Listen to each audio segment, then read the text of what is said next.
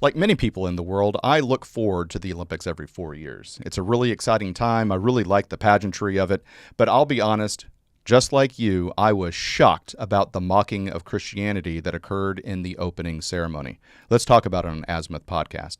I'm Barrett McNabb, and with me is Kimberly McNabb. So, again, normally you have this beautiful opening ceremony that is full of culture, that is full of pageantry. It's normally inside an enclosed venue, but the 2024 Paris Olympics is the first time that it was held outdoors, not in a stadium. And instead of culture and pageantry, this is what we got.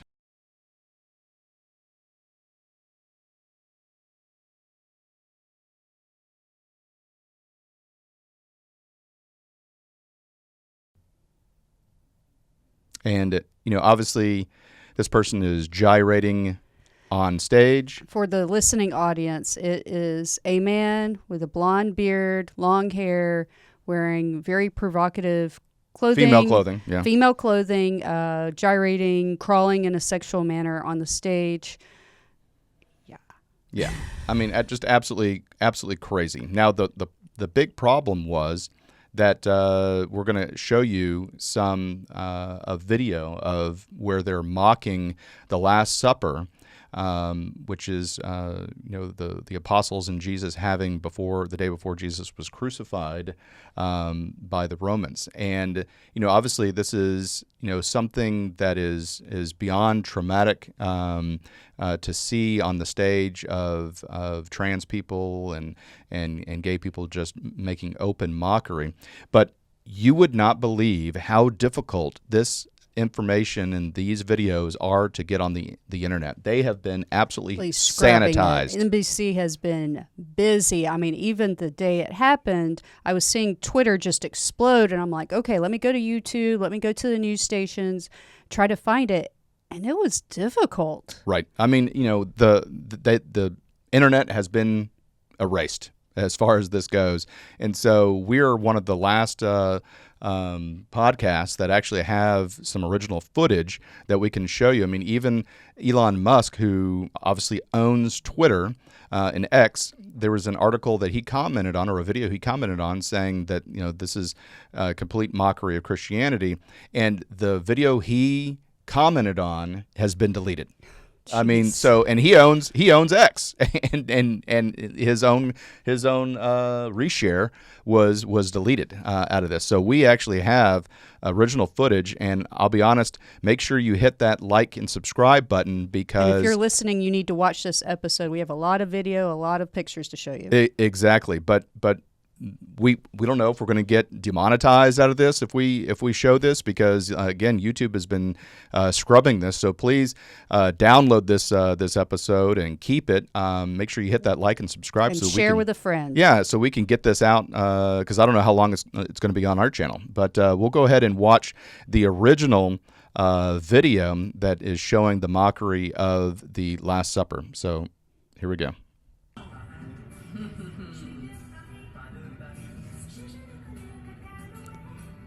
And for the listening audience, it's an obese woman with a crown. Some depictions of Jesus have like that halo effect, surrounded by drag queens, and there is even a child in the picture. Right, and I would make sure you pay attention to the human being that's in black. Standing next to the child in this shot. Next to the child in this shot, because there's more information about that individual.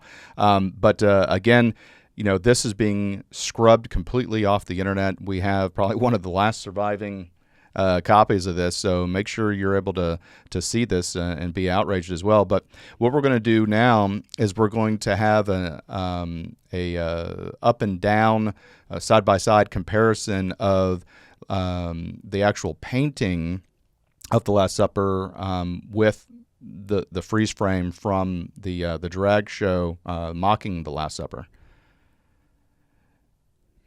So here you can see on the top is the painting by Da Vinci, and you have the bottom, which is the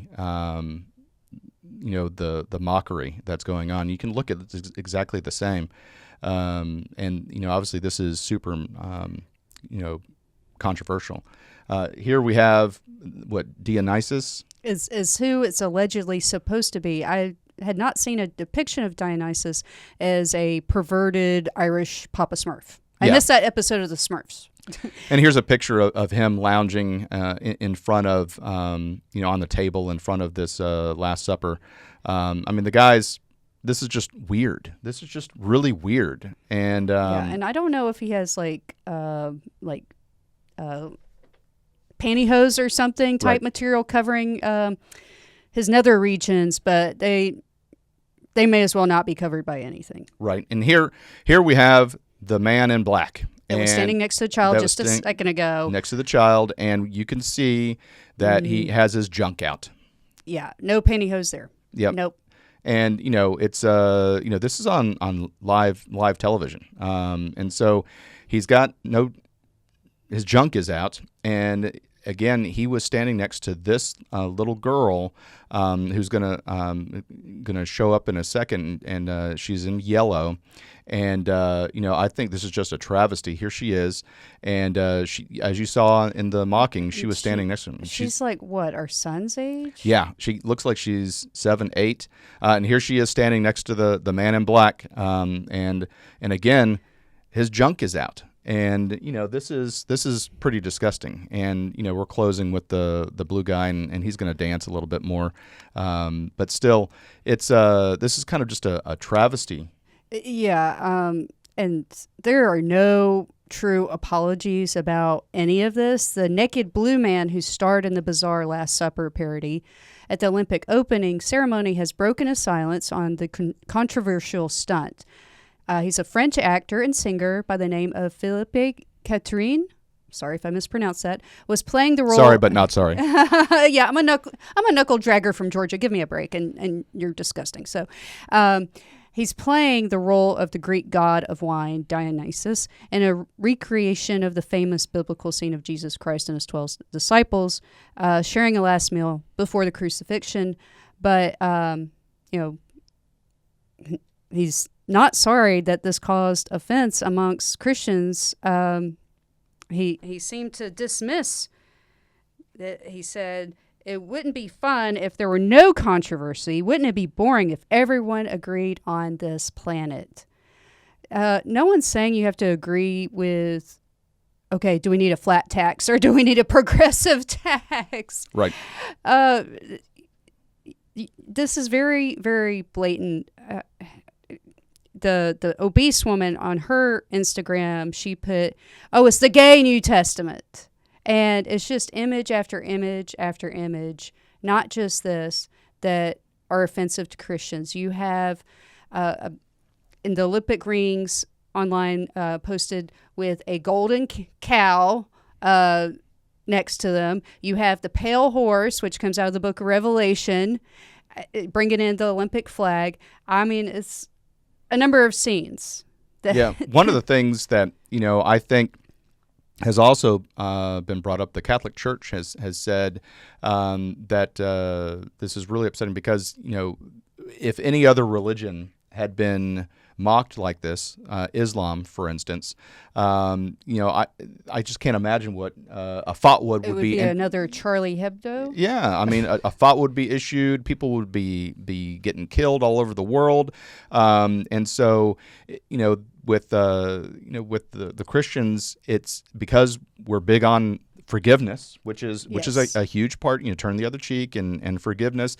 It makes us easy to make fun of because you're not going to have a bunch of Catholics that are just going to go out and just start killing the IOC. And we're not calling for that. No, we're not. Nobody's calling for that. But if it was Islam, if they had done a complete parody mocking Islam, Muhammad, then it would have been a completely different story. You would have had mass rioting in the streets because a lot of Paris has Muslim only communities and neighborhoods and things like that.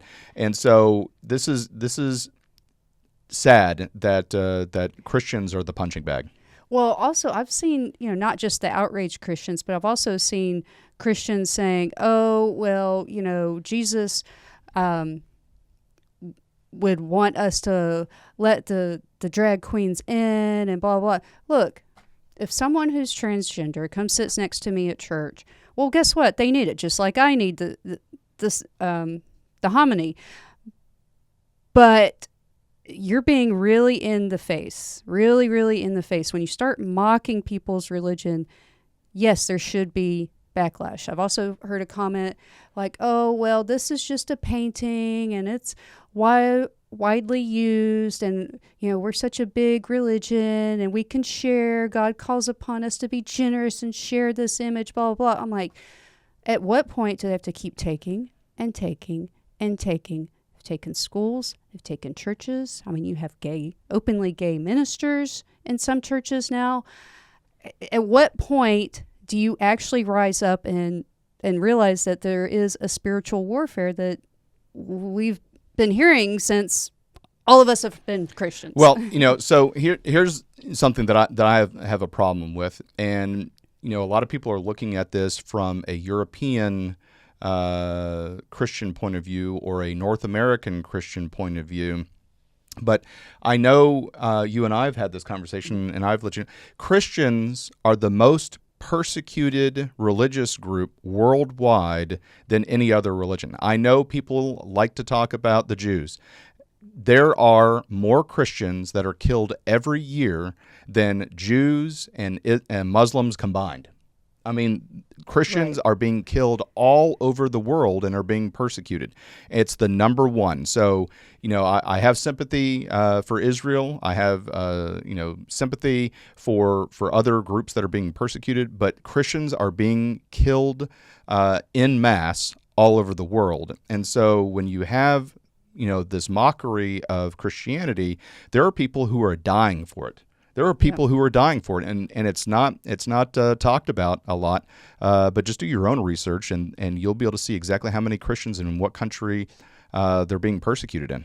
Yeah, and I think we are very fortunate enough to be in America where we can stand up and speak out, and so we should. And and it shouldn't just be Christians that are upset about this. I mean, yes, you can argue France is not a religious country, it's a secular country, and the Olympics were originally meant to be a celebration with sports to Zeus, and all that's valid. But you have, like I just listed, the golden calf, the pale horse, the Last Supper, several slaps in the face. You eventually ran out of cheeks to slap on. But then you have the child and basically at nuts level with a drag queen. So even if you're not religious, you just have a sense of morality, you should be upset. Muslims should be upset. Jews should be upset. Christians should be upset. Morally correct people should be upset. I mean, hell, you even have Andrew Tate upset about this. And when he starts speaking some truth that most of us should get along with, there's a problem. Yeah, and he converted to Islam, didn't he? Yes. Yeah. So I mean, he's upset for us. I mean, come on. Right. I mean, this is again, it compounds on itself. It's not just one subtle image that you can brush off. It's several images. It's pretty blatant out there in the face, and they're not even apologizing for it. I know the such and such committee got up there and said we didn't mean to cause offense, but first of all, there were no rehearsals out there. And I understand you can't block a bridge numerous times, but not even in the middle of the night. There was a rehearsal for this.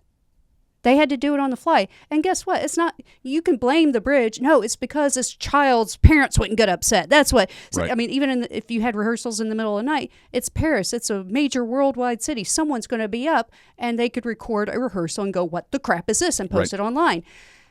So, and then people that were directly involved in it, the fat girl saying it's the gay New Testament, one of the drag queens saying, we're not going to be silenced. We're out there. I'm glad I ruffled some feathers. No one's apologizing for it. Right. So I would not be so generous and quick to forgive here. Well, I mean, yeah, but it's not just an attack on Christianity. Really, it's not. It's an attack on the family. I mean, you think about it. I actually recorded the or DVR'd the opening ceremony and various sports that our children are in, and I was looking forward to showing them the opening ceremony. But interestingly enough, NBC has gone into my YouTube TV, and it's all connected to the internet. They deleted that scene out, even though I DVR'd it on YouTube TV. They went in and they edited that out. But still, it was 1:30 p.m. in the United States during the summer, so school's not as now our children are in school. They go to a summer school to keep them academically sharp. Well, it's a worldwide event, so kids would be up somewhere. Well, they would be up somewhere. Well, if it was 1 o'clock in the morning, I wouldn't wake up our children. But so it was 1 p.m., and so if the children had been home from school, I was going to show it to them live. Oh my gosh, I'm glad. I was like, you may not want to do that. Yeah, and so not only it's just getting harder to be a parent. Not only do you have to watch out for the schools and rogue teachers and all the movies, even if you think you have your own copy purchased on Apple TV, if you want to be secure, get a hard copy DVD. I mean, right. Or VHS. If you have that, we might have to go back to like the 1980s style camcorders and hook it up to the TV and say, all right, hit record. Right. I mean, for us, as far as movies, we have to watch the movies ourselves to see if it's appropriate for the children. It used to be, it's a G-rated movie. Well, that doesn't mean as much anymore. It means nothing anymore. And I've heard podcasters say, okay, I kind of vetted this movie by talking to a friend that watched it or reading all the online reviews.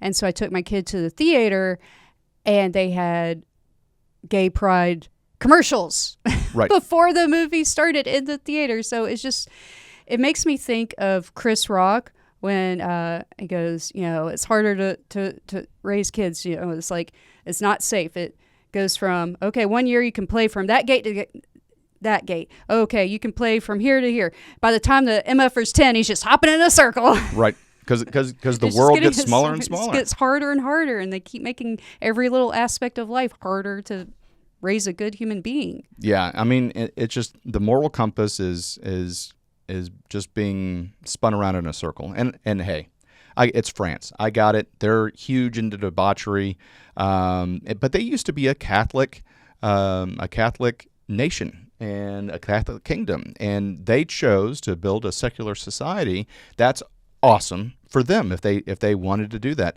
But then to go and mock a religion, I think, hey, if you're going to be secular, then leave religion out of it. Yes, altogether. They're the ones that brought it in. They could have left out all the Christian references, and then the Christians would have been like, all right, you got this weird Marie Antoinette beheading. It's creepy. Right. And the demonic looking red lights on the building.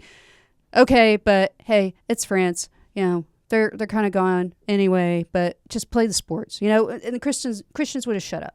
Right. Right. So you started it. Yeah, exactly. But, this is not indicative of a thriving society, honestly. I mean, what God wants from us is a society that builds and creates and loves Him, not one that divides and destroys. And that's what all this woke ideology is a way to divide people. It's destroying the fabric of society. Yeah. So make sure you hit that like and subscribe button. Make sure you share this video. Again, it took us forever. Video after video after video has just absolutely been taken off the internet that has any reference to this material. Our video may not stay up. We may get demonetized for showing this. Who knows? Who knows? But still, we care about it. We care about you, so we're going to take the chance. So share this video with as many people as you possibly can. Thank you so much for tuning into Azimuth Podcast. Please stay tuned after these messages. Hi, everyone. Thank you for listening. If you enjoy our show with all the stories we share, we would love your support. And it's as easy as clicking that subscribe or follow button. This will ensure you never miss an episode and keeps us bringing you these important stories. Your support makes a huge difference. Thank you so much for being part of our podcast family. Thanks, and keep tuning in.